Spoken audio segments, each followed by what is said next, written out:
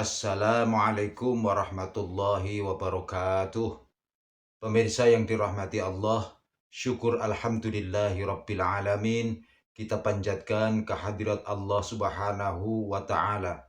Salawat dan salam semoga tetap dan selalu tercurahkan kepada junjungan kita Nabi Agung Muhammad sallallahu alaihi wasallam wa ala alihi wa ashabihi ajma'in. Pemirsa yang dirahmati Allah, marilah kita sama-sama ikuti dawuh-dawuh dari Hadratus Syekh Kiai Haji Bahauddin Nur Salim. Semoga apa yang disampaikan nanti menjadi pelajaran bagi kita hidup di dunia dan akhirnya bisa menjadi bekal kita di akhirat nanti. Amin amin ya rabbal alamin. Wassalamualaikum ala asyrofil mursalin Sayyidina Maulana Muhammadin wa ala alihi wa sahbihi asma'in amma ba'du. Kang ngarsa para sesepuh, para keluarga besar Bali Maksum ingkang kula hormati. Meski wonten Kiai Haji Sidis keluarga dan Kiai Haji Hamam dan ingkang kula hormati saking keluarga Tebuireng wonten terus Pati Amruwah wonten saking keluarga Termas, keluarga Lasem. Jadi alhamdulillah kula kecewa.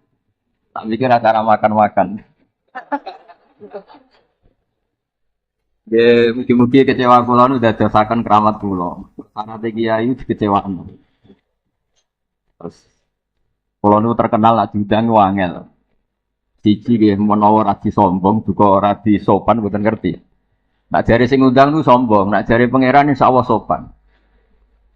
Mergo pidato terus ngandani wong. Ngandani wong ora sopan. Ya nak jare sing ngundang ngotot ae, nak ra teko sing ora sopan. Nah ini perspektif niku kalau utarakan kersane sing monis kula boten sopan tobat. Ya niki rilek mawon. Kula secara struktur keluarga manggil bidan niku bulik karena kula niku generasi Mbak Aziz, Mbak Maimunah, gak ada putra namanya Mbak Idrus. Mbak Idrus juga ada putra Mbak Kula Fatimah, ibu kula generasi ke-6. Menawi keluarga kerapnya, misalnya Ibu Ida, Mbak Ali Maksum, Mbak Nuria, terus Mbak Mas Furiyah, terus Mbak Abdul Aziz. Tapi buyut kula niku bareng. Dados kula memang secara emosional dekat sekali sama keluarga Lasem. Cuma istilahnya kula keceluk Bani Umar. Sing teng mriki wonten Mbak Fatma niku garwanipun. Sakjane kula ngundang Zaki, nggih Zaki ngoten mawon. Sampai berhubung garwa Mbak kula terus kula terpaksa ngundang Mas Zaki. Nggih radi kriminal niku secara struktur keluarga niku. Maksudnya manggil Mas yang pernah adik ngerabi Mbak. Tapi ini buatan penting lah. Kalau tak cerita sedikit tentang, tidak tahu saya terjemahnya tip itu ilmu kedokteran apa ilmu kesehatan saya juga tidak tahu. Tapi ketika Pak Amam rawuh tenggen kula sukani kitab Al-Qanun Fitib karanganipun Ibnu Sina. Di antara yang didhawuhna Imam Syafi'i radhiyallahu anhu itu ngendikan al ilmu ilmani. Ilmu itu ada dua, ada ilmu fikih wa ilmu tib. Ilmu kesehatan. Kemarin kula alhamdulillah nderekaken Gus Zofur pas wisuda wonten Pak Imam Taufik, Profesor Imam Taufik. Kula niku sering cerita secara keilmuan.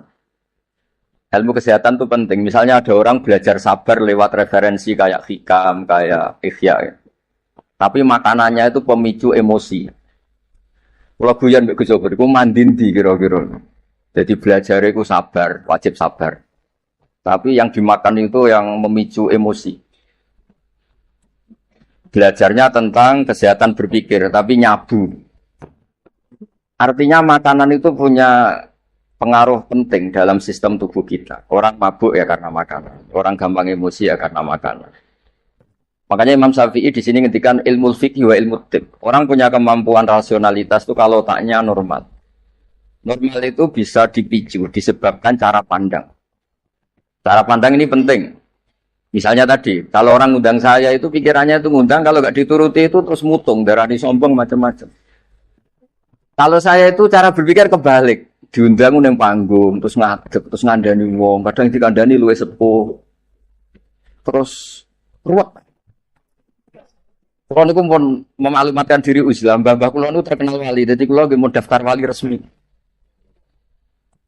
Kalau niku sering niki cerita mawon kula mungkin tidak sampai 20 menit. Selain mungkin buatan mampu nggih, memang nggak boleh lama-lama.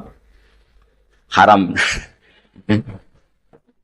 Kula niku sering sinau, alhamdulillah sinau Ihya ki khatam. Karena pun dipameri wow paham. Ben kecelok putra mantu Wali Maksum yo cerita al macam-macam ben ketok pinter. Tapi ternyata dendam mbek mertuane dicurigai Muhammadiyah terus dendam nganti saiki. Ya alhamdulillah niki Buida boleh kula niki jenengan de bojo sing ra dipendendam. Saking dendame membuktikan adekne ora Muhammadiyah. Sampai sesulit ini untuk menjawab kalau beliau tidak Muhammadiyah. Mugi-mugi roh Mbak Maksum menerima bahwa menantunya ini benar-benar tidak Muhammad. Padahal andekan Muhammadiyah itu juga gak masalah kan dengan makna lughat. Muhammadiyah itu umatnya Kanjeng Nabi Muhammad sallallahu alaihi wasallam. Jadi Muhammadiyah itu bisa nama ormas, bisa nama umatnya Rasulullah sallallahu alaihi wasallam. Dulu Mbak Maksum ini cerita, Mbak Maksum dari sekian wasiat paling populer di keluarga Mbak Maksum itu, kowe kudu mbela NU, tapi ora usah ngelek-ngelek Muhammadiyah. Itu masyhur, itu terdokumen di antara wasiatnya Mbah Maksum. Dan alhamdulillah saya tadi diderekno cucu Mbak Abbas, Kolonel Nafis itu cucu Mbak Abbas. Selama kebetulan ketemu Gus Fahmi Amruwah ini, dulu ceritanya Mbah Hasyim itu dalam ancaman macam-macam lah namanya zaman perang.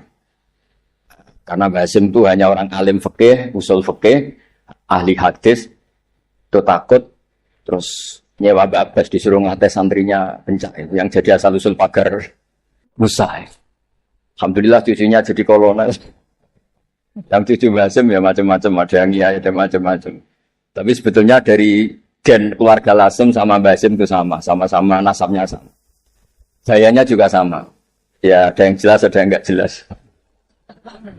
Tapi saya ingin bela yang tidak jelas karena ini kan kampus ya, jelas aturannya jelas. Saya itu sering ditanya, saya sering ditawarin Gus mau jadi dokter honoris causa di kampus ini. Enggak kata saya. Kenapa? Nara di duit ora pantes dokter ora di duit. Jadi enak Gus nonton ngopi ge pantes, ora jelas ge pantes, saya kabeh pantes. Tapi dari ketidakjelasan itu menjadi jelas. Kalau semuanya itu sistem kampus, itu nanti orang mau belajar tema fikih tertentu misalnya kalau di fikih harus nunggu semester berapa baru ada pelajaran itu. Masa mau belajar khed daftar dulu sampai mata kuliah berapa baru dapat pelajaran khed. Itu bisa tutup Islam kalau semuanya tertib itu. Baru kayak gini jelas kayak saya itu di jalan ketemu orang tanya, Gus, jadi soan apa? Ketemu saya di pasar. Saya hobi sering ke pasar. Bukan karena nganggur ya memang senang. Saya tuh senang di pasar itu sederhana. Kalau ada ibu-ibu awam tak belajari 10.000 senang, alhamdulillah. Pinter jenengan. Saya ini kiai besar. Jadi kalau mulai alhamdulillah ngenteni untuk duit 10 juta. Ini yang nggak pernah ngaji untuk duit 10.000 mesti syukur. Jadi anggap itu bentuk kekalahan saya. Jadi kalau nang pasar itu bentuk tawaduk kula. Ini mboten ngajari terus kiai-kiai teng pasar nggih mboten iki cerita mawon. Cerita istihad kula. Terus saya bilang, mboten usah di sini saja. Tanya, anak saya itu istighadah, Gus, keluar darah gini-gini, sholatnya gimana? Jawab saat itu juga. Ada kiai yang negur itu tidak sopan, Gus, tanya kok tidak sowan ya. Nak sowan malah ra sopan, siji ganggu aku pas istirahat. Nomor loro tak dalemku ribet, gawe teh ngene-ngene. Mergo tak dalemku ya agak kacau. Habis bikin teh ada tamu lagi mau kok gak menisan. Saya harus bikin teh. Saya itu sudah survei di semua dalam kiai itu ternyata ngeluh kalau kiainya tamunya banyak. Jadi dulu ketika saya masih nerima tamu, 2 tahun kiai wafat itu saya masih nerima tamu. Itu kalau ada tamu, angkang resil ada tamu lagi. Waduh, gak menisan mau, maksudnya koda. Jadi, enggak ini cerita saja, bukan nyindir marana pun enggak. Tapi ini supaya dimengerti. Bahwa kehadiran mereka itu gak digedaki candalem. Nah ini kan lembaga ilmiah, ini kan diskusi, ini ada Mas Imam Taufik tukang diskusi. Jadi, nah ini yang tertib ya monggo, yang enggak tertib ya monggo. Karena barokahnya enggak tertib itu, misalnya semua orang soleh di masjid. Kalau ada orang kecelakaan yang nolong ya orang-orang yang di jalan. Itu orang-orang enggak tertib. Tapi itu efektif itu. Ada orang tersesat yang nolong mereka, kecelakaan mereka, ada orang jambret yang nolong mereka. Jadi umat Islam itu di mana saja itu baik. Yang jalur kampus gitu baik, yang jalur nggak tertib bahasa juga baik. Dan dari dulu saya tuh yakin suatu saat saya tetap keramat dengan cara saya seperti ini. Bukan apa karena tadi orang Islam itu banyak yang nganggap kampus tuh elit. Wow, gitu bayar terus elit terus berdasi. Jadi bayang aja enggak. Kalau cerita Pak Imam Taufik pertama kuliah itu sudah bayangkan di wisuda kata beliau pas di sana pertama masuk itu sudah bayangkan di wisuda. Kalau di pondok kan enggak. Wong Islam talukan mondok, sekian ini ra jelas, padha ra jelas sing dijak jagongan mau ditakoki kowe candi lho. Apa? Ya semuanya enggak jelas. Tapi dari cerita enggak jelas itu saya punya argumentasi ilmiah. Yang milih jalur ini, saya kan enggak perlu cerita yang jelas-jelas tadi. Beliau sudah promosi sampai sebegitu hebatnya. Hebat itu, betul. Sokanya top lah. Cara tahadus bin Emma itu top. Tidak tahu tahadus apa sponsor tidak tahu. Tergantung niat itu. Saya juga nanti insya Allah hormat keluarga Gus Asim di keluarga Genawawi baca hikam. Jadi memang saya ini mohon maaf, saya itu susah diundang. Bukan apa, memang saya punya bapak namanya Gendor Salim itu punya apa namanya Bandur Sam itu nggak pernah keluar rumah. Jadi saya punya sanad gen keluarga yang suka di dalam. Jadi saya ini bapak saya itu nggak pernah keluar dari rumah, itu terkenal sekali dan ya beliau juga dari gen-gen yang suka tirakat. Nah, saya jarang cerita itu karena beliau itu puasa mulai dulu sampai wafat. Jadi saya jarang cerita karena takut. Lah jenengan kok mboten ngoten Gus. Makanya saya lebih seneng cerita gen dari ibu karena keluarga Lasem itu rileks ngopi-ngopi, cangkro, semuanya santai. Ya alhamdulillah kok punya sanad begitu gitu. Saya cerita secara ilmiah. Suatu saat Rasulullah SAW itu mau haji wada. Haji wada dipapak sama Imro'atun bin Khosam. Yang diceritakan di situ tuh sangat dasar ya. Imro'atun bin Khosam itu cantik sekali. Nabi murdifun Fadl bin Abbas, Al-Fadl bin Abbas. Fadl karena ganteng ya melihat perempuan tadi. Perempuan ini karena Fadl ganteng ya dilihat. Sama-sama melihat. Yang satu melihat orang cantik, yang satu melihat orang ganteng. Masyhur terus fasor Rasulullah wajal Fadl, wajahnya Fadl dipalingkan sama Nabi.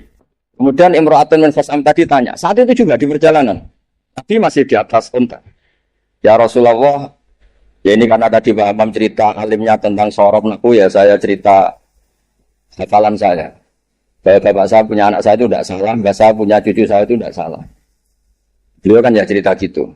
Dua anak ini ora rugi, so profesor, so jadi mantune Bali, so kondang terus sampai gedungnya di atas UMC gitu.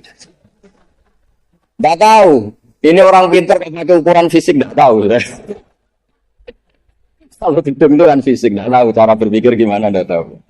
Karena saya ini alam rohani ukurannya di klasmen kewalian itu kan nggak kelihatan jadi nggak tahu di klasmen berapa ada.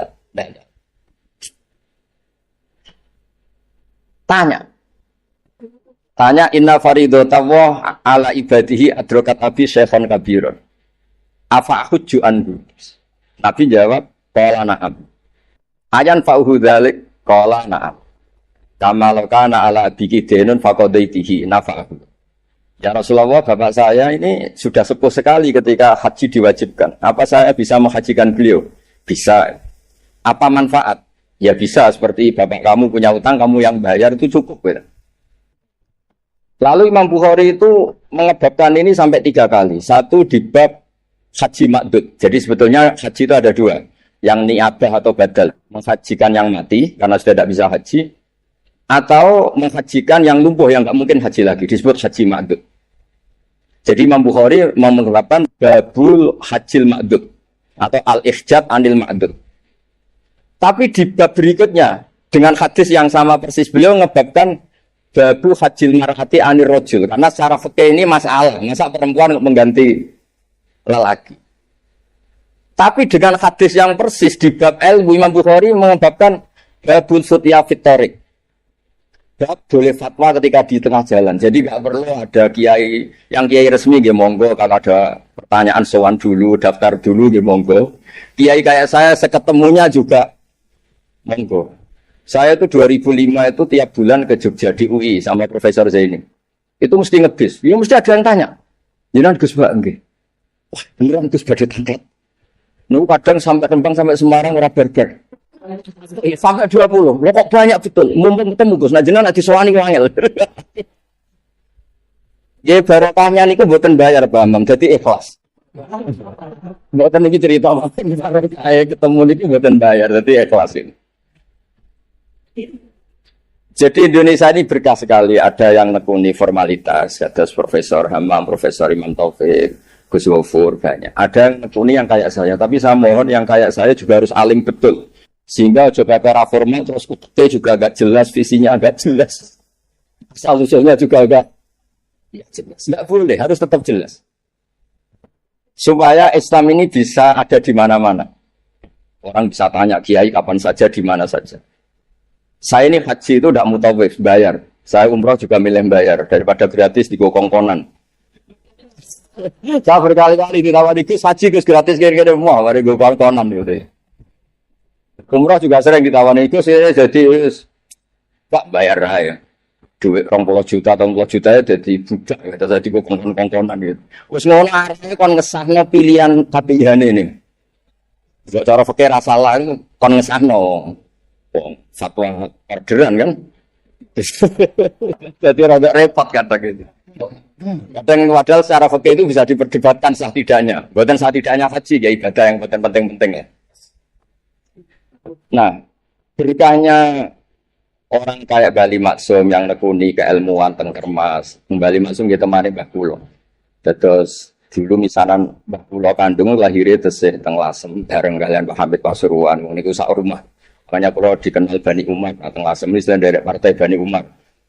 Karena Mbah Umar di garwa Mbah Maimunah, niku putrine Mbah Abdul Aziz. Jadi kalau lingkup lebih besar disebut Bani Abdul Aziz. Baru kayak Bali Maksum terus beliau ngaji tentang Mbah Dimyati, riyen bareng putrane Mbah Mahfud termasuk Mbah Muhammad. Punya satu putra namanya Mbah Muhammad, Gus Muhammad. Niku ilmu itu di mana-mana sehingga kampung-kampung itu luar biasa Islam teng Indonesia. Ada syekh yang datang dari negara yang tertib sekali. Di Indonesia imam digaji berapa? Fasilitasnya apa? Di negara kami imam itu digaji 70 juta, fasilitasnya mobil BMW gini-gini. Kalau di Indonesia enggak. Kadang komat sendiri, adzan sendiri. Terus lucunya itu Mas Imam Taufik itu imamnya tetap bilang imaman lillahi ta'ala. Ditanya, kenapa bilang imaman enggak ada makmumnya? Makmum izin, Gus. Kalau di kampung itu. Tapi uniknya syekh yang dari negara tertentu yang digaji itu digojlok sama Kiai Indonesia Gus Suami. Makanya kamu jamaah terus takut potong gaji ya. Karena dia digaji, difasilitasi. Kalau dia bolos itu potong gaji. Kaget saya, ternyata ini masalah dalam dunia ikhlas itu. Pertama mencibir Indonesia, imam nggak diperlakukan secara terhormat, nggak difasilitasi. Terus kata imam Indonesia, makanya jenengan sholat terus takut potong. Kayaknya saya ini sadar. Ya bagus ikhlas. Ya artinya barokahnya nggak tertib itu juga hakikatnya tertib karena akhirnya ada masjid di kampung-kampung nggak jelas pendirinya siapa, wakafnya juga sengketa, sertifikasinya juga sengketa, kiainya juga sengketa. Yang baru jadi takmir semangat pengajian besar, yang nggak takmir mutung, baru kayak mutung terus bikin masjid tandingan, akhirnya masjid di situ banyak, alhamdulillah. Pokoknya, nah. Kiai itu harus punya kelapangan pandangan seperti ini supaya Islam itu di mana-mana. Kalau semuanya tertib nanti prosedural. Masa mau tanya haji saja nunggu semester yang kebetulan ngajarkan apa? Haji. Wong sholatnya subuh mau tanya pakar fikih ngantornya jam 9, bisa ditemui jam 1. Pertanyaannya tentang sholat subuh. Subuh hari ini, kalau hari besok kan iya, kalau hari ini kan, nah kalau kiai kan nggak ketemu di jalan tadi tanya, Gus, nak kulon keluar terus darah ini sak diure adat, ini sholat apa boten? Biasanya katanya kurang dino 6 dino wes rudat ilal adat, soal berkat 6 dino hukum istiqadah ini kan. Kalau sasuan Gus gak ngel cah dalam keluar bener. Ini boten nyindir, maksudnya cerita, jadi boten cerita, jadi monggo lah istihad apapun itu baik asal didasari keilmuan yang baik. Jangan sampai karena kita punya kuliah istihad tertentu seakan-akan yang lain itu Saya berkali-kali cerita menyangkut istihad. Ya, saya ulang lagi, saya berkali-kali cerita tentang istihad. Dan dari sekian itu, di antara yang mau saya baca di sini, nanti kitab ini saya tinggal, mungkin bisa dipelajari menantu Wali Maksum bernama Profesor Hamam gitu. Yang tadi cerita terus tentang bahasa Arab, kayaknya butuh legitimasi ini loh mantu Bali. Dia khawatir kalau hanya dianggap pakar medis itu. Apalagi di depan keluarga Lasem, darahnya raiso ngaji kan dihisin mantu Bali Maksum. Jadi tadi maklumat terselubung, kira-kira gitu. Ini kata beliau kan ini tetap ingin ikut sunnah Rasulullah SAW. Ini saya bacakan. Ini kitab yang luar biasa. Ini namanya kitab Al-Milanul Kubro, karangannya Imam Sa'roni.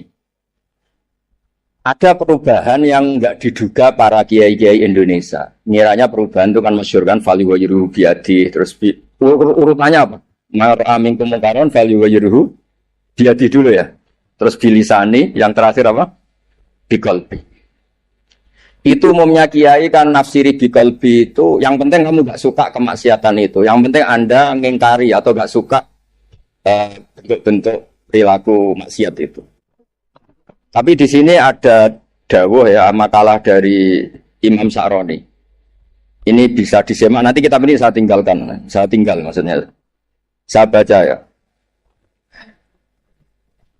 Ketika watahhiruhu bil qalbi likullil arifin alladzina ghalaba alaihim syuhudu ikhtiqarihim nufusahum ayyakunu nahina li ghairihim fayatawajjahu ahaduhum bi qalbihi ila Allah azza wa jalla fi tahyiri dzalikal munkar fayakufu dzalimu an bulmihi wa syaribul khamri an syurbihi fa hadza huwa tahyiru haqiqatan.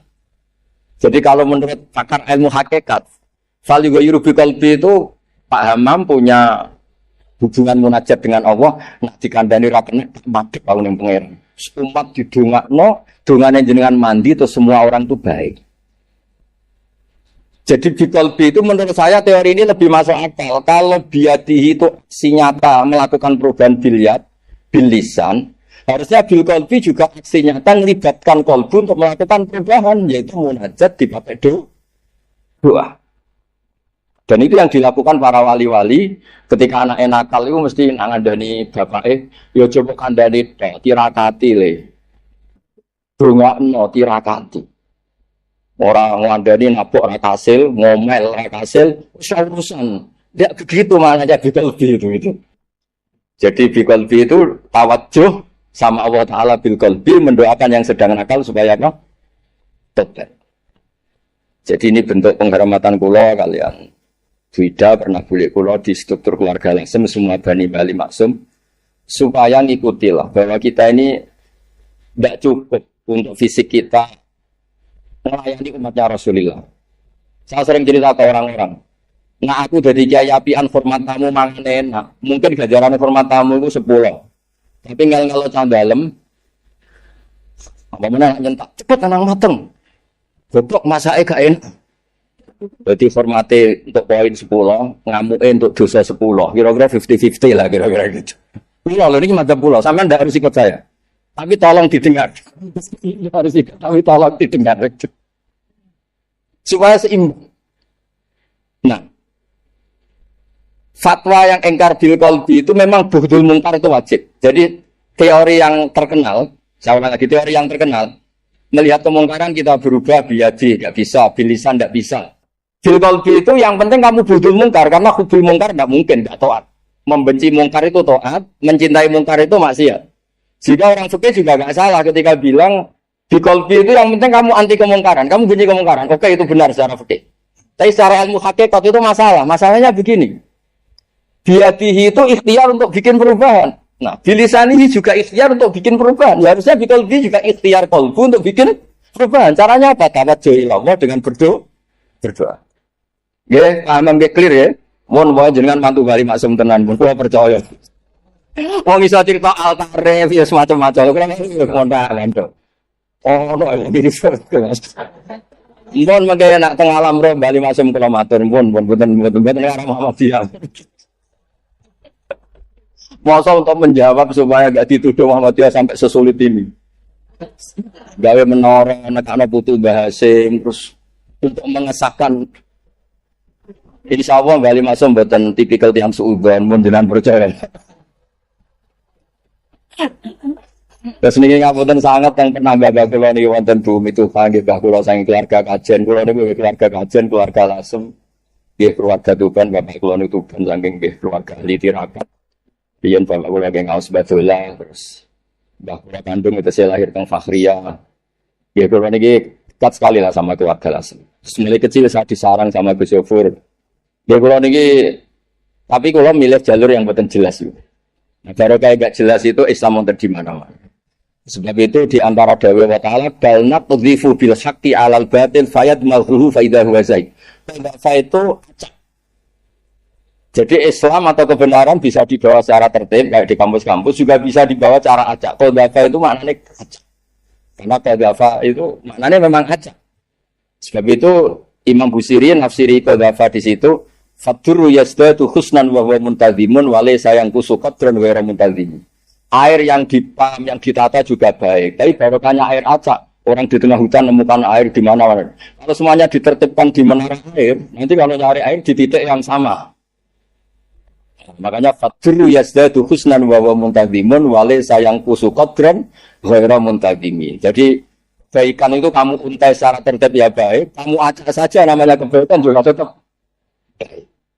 Jadi saya pikir kalau diaturi Buida, diaturi pernah bulik kula ngeten mriki anggap pengakuan yang tertib pada yang tidak tertib. Satu anggap mawon ngoten gitu. Nah, hukum sopan yo ngongkone wong tertib ambek sing ora tertib. Sopane sing ora tertib ambek sing tertib. Nyatane kula dikongkon gelem kan berarti cah sopan. Tuh capek lah Terus kula suwun niki kitab ini saya tinggal untuk hadiah pada keluarga mriki Almata. Jadi ada ulama yang mengatakan fal yughayyiru biqalbi niku artinya apa? Fa tawajjahu ahaduhum. Jadi pertama orang-orang sufi itu ya ghalaba alaihim syuhudu istiqarihim nufusahum. Mereka itu menganggap dirinya itu siapa sih? Saya ini tidak Tuhan, tidak al-mudabbir, tidak pengatur alam. Ingin merubah alam, kita ini siapa sih kok menamakan diri sebagai pengubah alam, pengubah sosial, inspirator sosial. Kita ini siapa? Tidak siapa-siapa di depan Allah itu la haula wala quwwata illa billah. Ya. Maksudnya benjenengan buat namen aku wis ora tak unggahno dadi makam hakikat.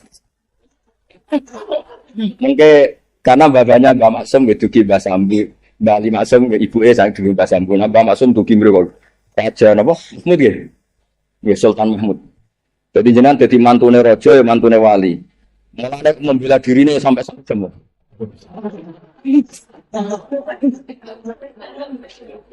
Nah ini kalau cukup 20 menit tapi efektif nih. Jadi orang-orang sufi itu merasa dirinya ada siapa-siapa di depan la haula wala quwwata illa billah. Terus ghalaba alaihim syuhudu istiqarihim nufusahum. Ayyakuna hina li ghairihim. Mereka merasa saya ini siapa sih kok sampai melakukan perubahan. Nah, akhirnya faya tawajjahu ahaduhum biqalbihi ila wa azza wa jalla fi taghyiri dzalikal munkar. Sungkeman ning Allah supaya orang sekelilingnya baik-baik saja. Tapi karena beliau-beliau ini wali, akhirnya fayaku fudzalimu an dzulmi wa syaribul khamri an syurbi. Fa hadza huwa taghyiru haqiqatan. Makanya cerita-cerita wali itu ya, kalau ada kemungkaran sungkem, kampung sing abangan ditirakati jadi kampung yang orang apa orasinya. Orang atau kecakapan metodologi dakwahnya atau metode dakwahnya yang ditata itu tawajjuhul qalbi ila Allah subhanahu wa ta'ala. Terus niki sebagai bentuk hadiah kula wingi Buida kula hadiah kitab Al-Qanon Fitib niki juga saya hadiahkan di sini supaya mindset kita, cara berpikir kita munajat teng Allah Subhanahu wa taala. Jadi fikihnya di jalan monggo ikhtiar sebaik mungkin, tapi jangan merubah ilmu hakikat bahwa al-amru biyadillah, hanya Allah saja yang lahu maqalidus samawati wal. Nggih ngapunten ingkang sanget. Wassalamualaikum warahmatullahi wabarakatuh.